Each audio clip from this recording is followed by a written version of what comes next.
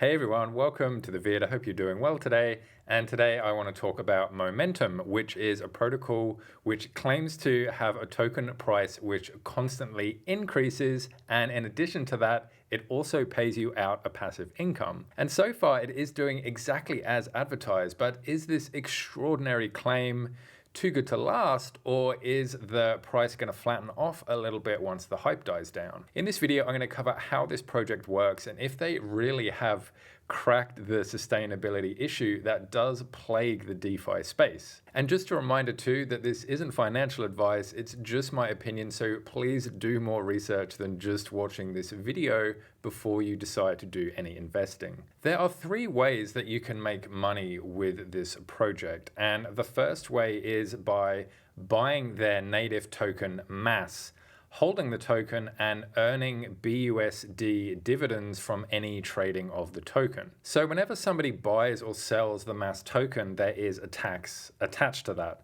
and a percentage of that tax goes to the holders of the mass token. So the more mass token that you hold, the more cut you're going to get of this tax BUSD. The second way you can make money is by buying the token, waiting for it to go up in value, and then simply selling it. And of course, while you're waiting for it to go up in value, you're also getting the BUSD dividends that I mentioned just before. And the third way that you can make money is through singularities, which they've just released.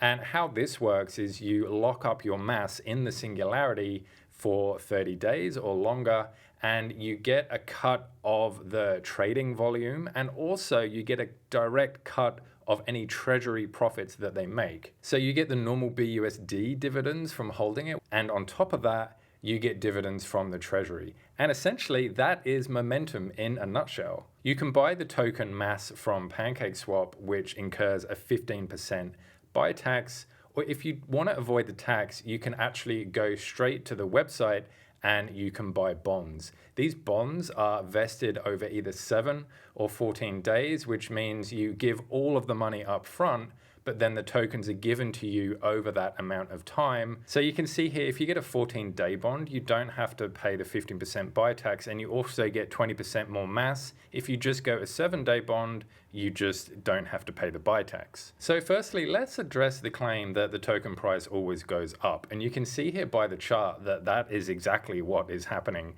at the moment. And it does this through something similar to an LMS, which is a liquidity management system, except theirs is called a TMM, which is the Momentum Mechanism. Basically how it works is that if demand for the token increases, then it'll add more mass to the liquidity so people are able to buy those tokens.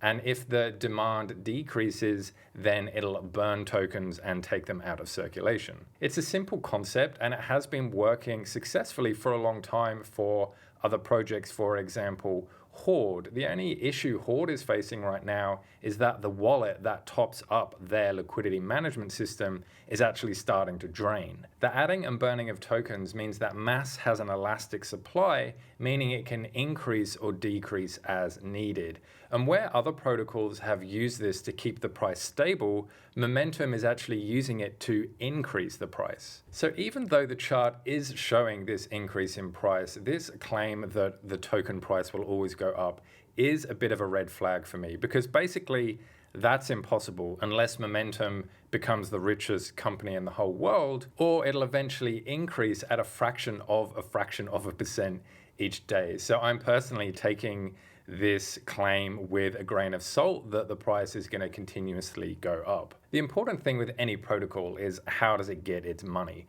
And right now there is a strong element of ponzinomics with Momentum, because all of the money essentially is coming from the taxes. So that means if nobody buys, or if everybody just buys bonds, or everybody holds and nobody sells, then where is the money going to come from? Because there's going to be no revenue from the taxes. Well, that money is essentially going to come from the sell tax, because people are going to want to take profits. And also you can see here the treasury, which is going to include proof of work mining, validator nodes, algorithmic trading bots, trading dividends, and future real world investments.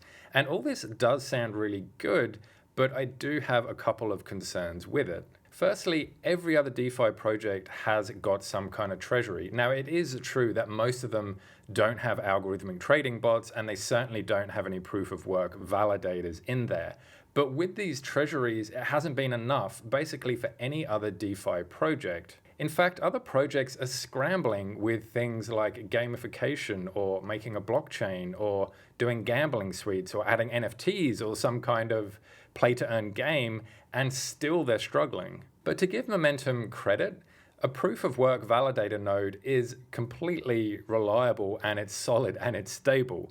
And no other projects are doing this. So the question is how many will they need, and however many they have, will that be enough? And that also sort of brings me on to my second point, is that I couldn't find any information at all about the bots or the nodes or the real world investments or the trading or anything to do with the treasury. And I think that for something that is so important for a project, that this information should be really easily accessible. Now, it's not to say that they're not doing all this stuff or they haven't started doing it.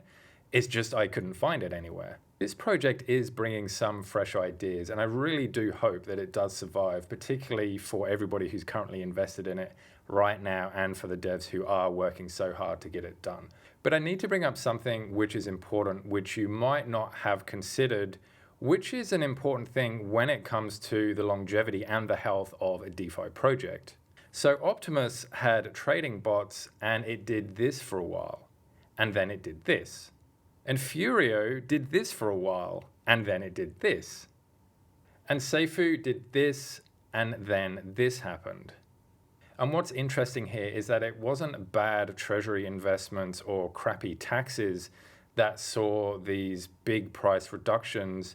It was basically unnecessary and sometimes untrue FUD, fear, uncertainty, and doubt. Now, I'm not blaming it all on FUD, but it did play a big role, and you only have to look at Luna or FTX to know the power of FUD. Basically, with Seifu, Optimus, and Furio, the projects were actually going quite well. And then the fires of FUD took hold, lots of people started to panic, and then people started exiting en masse. And now the protocols are in damage and recovery mode. So I guess maybe the real question is how FUD-proof is Momentum? Any project with a good community is FUD-proof, which is why Furio, Seifu, and Optimus are slowly starting to recover. So I think Momentum will survive even if FUD does start to shake the foundations. And every other project has seen it, so I guess I'm just bracing you to batten down the hatches. And it's also worth remembering as well that this project will change and it will evolve.